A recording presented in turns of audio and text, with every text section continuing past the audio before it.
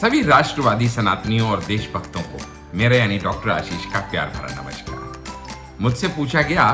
कि आने वाले चुनाव के परिणाम के बारे में आप क्या कहना चाहेंगे, तो मैं तो यही कहना चाहूंगा कि दोस्तों, हम सब जानते हैं कि वेस्ट बंगाल में इस बार भगवा परचम लहराने वाला है और असम के अंदर फिर से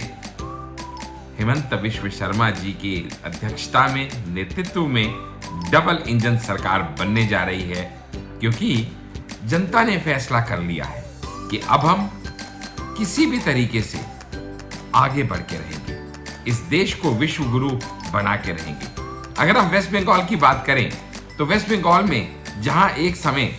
हमें कोई पूछता नहीं था, बीजेपी की कोई सीटें नहीं थी, वहीं पे हम 2 सीटों से बढ़ के 77 सीटों तक पिछली बार पहुंचे और इस बार पूर्ण बहुमत से भाजपा की सरकार वेस्ट बंगाल में बनने जा रही है। कारण यह है कि जो वहां की भयभीत जनता थी, उसने भयहीन होके जो 93% की वोटिंग की है, उससे ममता दीदी के पैरों तले जमीन खिसक गई है। वेस्ट बंगाल में चुनाव भाजपा और टीएमसी का तो था ही नहीं। वेस्ट बंगाल में चुनाव था जनता वर्सेस ममता का, क्योंकि जनता मन बना चुकी थी कि अब हम युवा विकास, महिला सुरक्षा और संस्कृति की संभाल के लिए ही अपना वोट देंगे,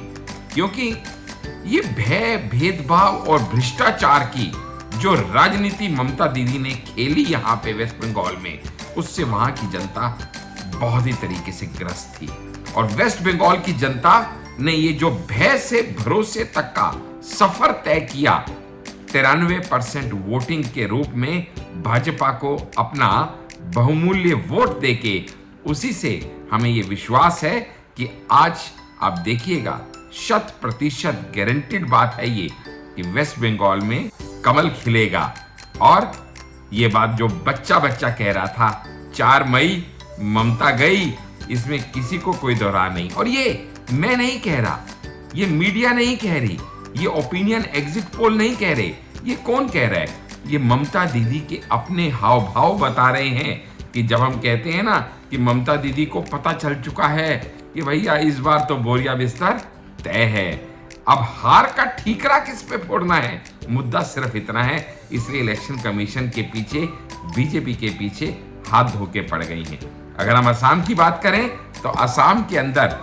हेमंत बिस्वा शर्मा जी के कुशल नेतृत्व में जिस तरह से डबल इंजन सरकार ने उन्नति की है, वो देख के शायद ही कोई होगा जो हेमंत बिस्वा शर्मा जी की सरकार को पुनः मौका नहीं देगा। आप सोचिएगा ना, जहां पे जीएसडीपी 13% CAGR से ग्रो करे, पर कैपिटा इनकम 58% इंक्रीज हो जाए, बजट यूटिलाइजेशन स्टेट का 85% हो जाए, तो इन उपलब्धियों के साथ डबल इंजन सरकार को भला कौन नकार सकता है। इसीलिए कह रहा हूं, असम में फिर से भगवा लहराएगा